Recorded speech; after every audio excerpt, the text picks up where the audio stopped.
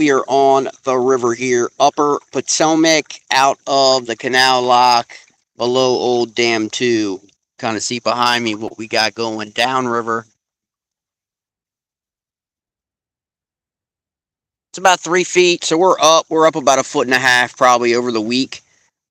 Still, gotta say, the water's nice. It's starting to cool off. I mean, that's for sure. We had temperatures last night. In the mid 50s for the first time.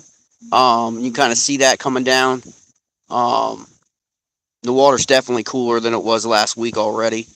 And it being up a little bit higher, kind of see what the rest looks up. A lot of these islands, from my last live I did, probably back in early August. You remember when the water was really low? The water was only about a foot, maybe a foot and a quarter. It exposed all these grass islands. You can kind of see right here and then right over there. They're roughly, man, they're probably a third of the size they were in early August. The rest of it's all been washed out because of the high water or it's underwater. So it's creating a little bit more water towards the bank in terms of depth than you usually see here on the Upper Potomac. But for the most part, still seeing everything in the middle of the river, backsides of these little grassline islands. I mean, they're made up. You can kind of see here what we're talking about. You can see what they're made of. I mean, it's like shell beds and gravel all in here. It ends up just being a break in the river. Uh, the one over here is almost completely shell bed and gravel. So it's basically only about 2 inches of water. Last time I was out on a Sunday, there were people camping on that thing right there, right in the middle of the river, camping. So, I mean, that tells you that it can be dry up pretty easily.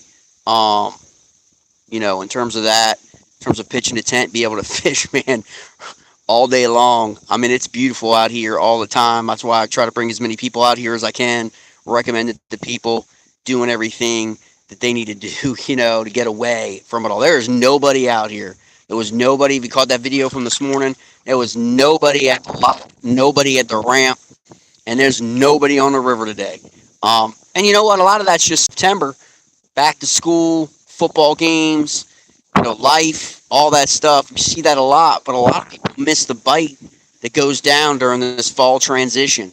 And this fall transition is happening. It's happening now. It's not in full swing or we call run yet for smallies, but it's starting to happen. The fish this morning have been small, but you know what? Hey man, you gotta start as a dink to become a dunk. You know what I'm saying? Like that's just what happens. This river has struggled for a lot of years with its spawning classes.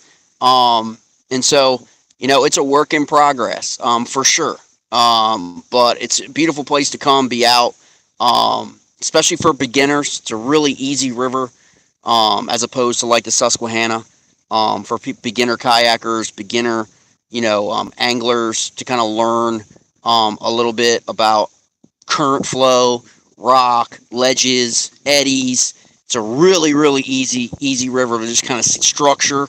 It's a really easy river to pick up on the stuff like that you can utilize anywhere in the country that you go to once you get it dialed in, as opposed to like, you try that sometimes. I know the Susquehanna, I think it's like 4.8 feet or something like that.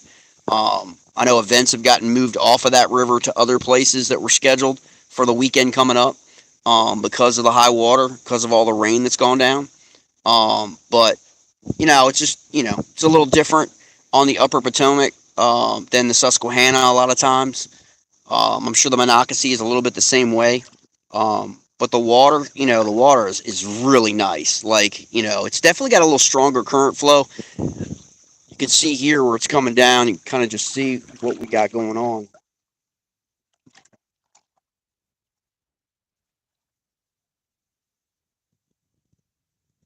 We typically fish these islands straight ahead. Those are really great islands straight ahead right there.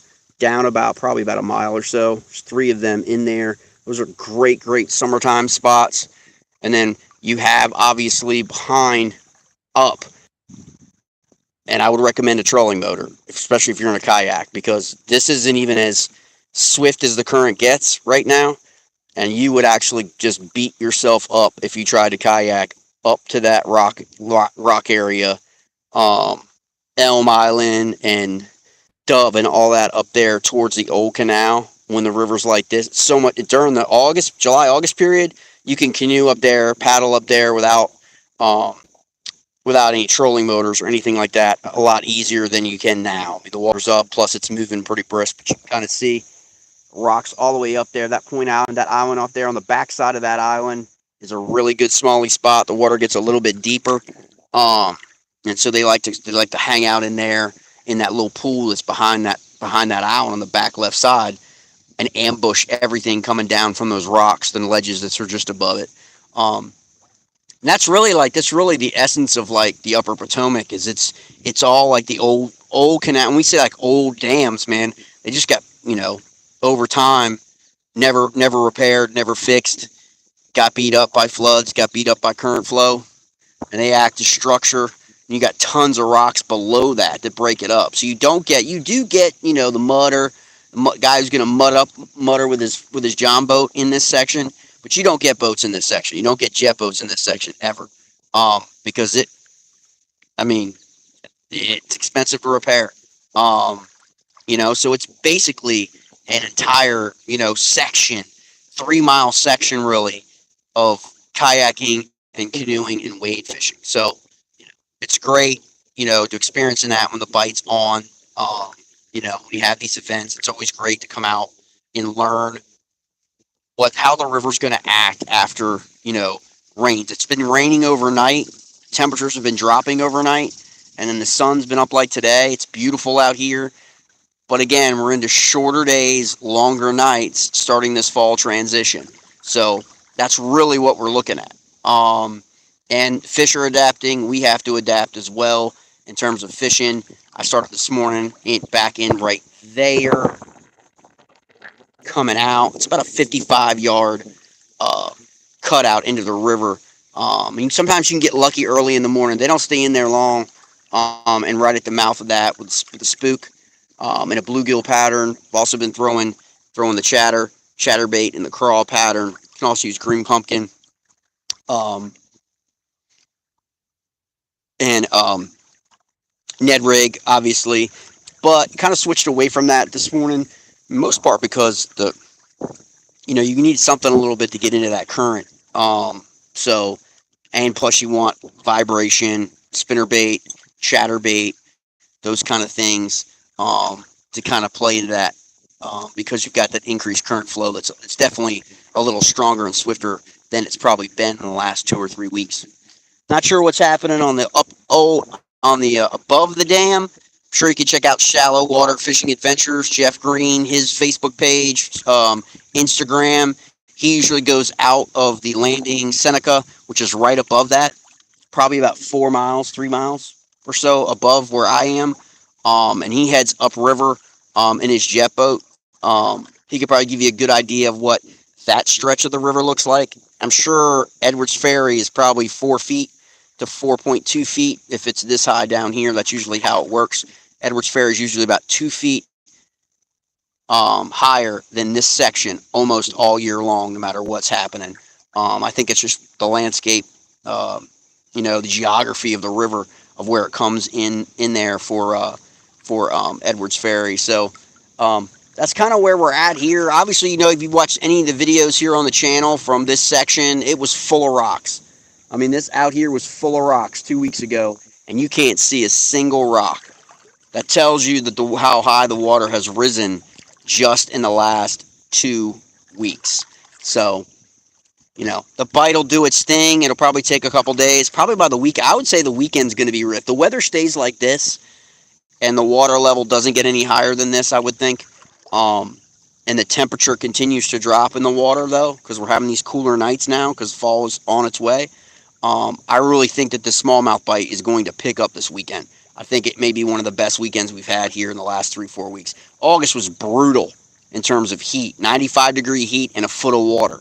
And now we're starting to get really nice days. I think it's about 70, was about 72 degrees when I got to the ramp this morning.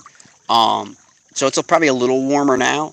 But all in all, it's just a beautiful, beautiful morning to be able to take the river in. And obviously, a lot of people don't get the chance to get on the river as much as I do during the week because of work and all. And sometimes that's the best time to be on the river. Like I said, there's nobody else out here. Give you a last real quick view and we'll sign off. That's what we're looking at, mates.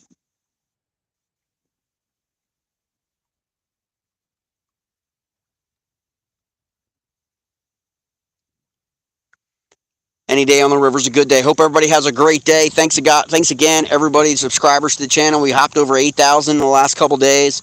We're gonna start doing a lot more lives fishing. We got some guides lined up. We're gonna do some live feeds while fishing with some guides, and make sure we're not giving their spots away. But you know how that is. We'll figure it out. And then we got some fall floats coming up. We'll do some live streaming from the fall floats for smallmouth. Probably in this section. It's probably going to be in this section. We may do one out of Riley's Lock, which is above this on the way to Seneca. Actually, may take out here in the next hour or so, and then put back in Riley's and give you guys a shot at what that looks like up there. In terms of, because it is. I mean, there's so many sections of this river that really that you guys need to get out to experience that are just completely different. um, and how they set up the structure, the rock, the shell beds, the ledge. It's just as basically as the river makes its way towards DC, it gets lower and lower and lower, right? The flow of the water is flowing to Little Falls. And at the end, you get to Little Falls, and Little Falls is probably as high as Edwards Ferry is. And then these sections here in the middle, it flattens out. So that's why you get this, a disparity of about a foot to 2 feet, okay, between Edwards Ferry and Little Falls. You got Swains right below me, probably about a mile, maybe 2 miles downriver. It's a great float from this spot where I am down to there. It's a really nice, easy float, half-day float, where you can pick apart all the islands, stop, have lunch. People camp on those islands a lot. Just a really, really great place to experience. And a lot of people, skip over it. They head up to, I fish a lot of Pointed Rocks as well, which is way further up. And a lot of people go there because they've got a great modern boat ramp, paved. You know, Boats go out of there. A lot of parking spaces, all that stuff. It's a beautiful, beautiful place. So that a lot of people go straight to that. They kind of miss these lock ramps in between Pointer Rocks and DC. So especially if you're in a kayak or canoe and you live in the DMV, you probably want to hit each one of those locks, experience it. Because the catch is completely different. The size of the fish could be completely different in different sections as well. So it's just a great experience to get out on the river. So like I said, thanks again for everyone who subscribed to the channel. Hope everybody has a great day. We're gonna get back on it. We're probably gonna fish for another 30 minutes or so, and then maybe I'll pull off here, pull out the ramp, grab some lunch, and see if there's anybody else at the ramp that I could talk up to, and then probably check out Riley's, go up to Riley's Lock, or maybe even further. I don't know. We'll see what happens. It's a pretty chill day. Living here is probably one of the best things if you're a smallmouth angler, because you got access to so many places to get onto the river and to get out away from it all, away from the grind. And that's what it's about, right? All right, I will see you guys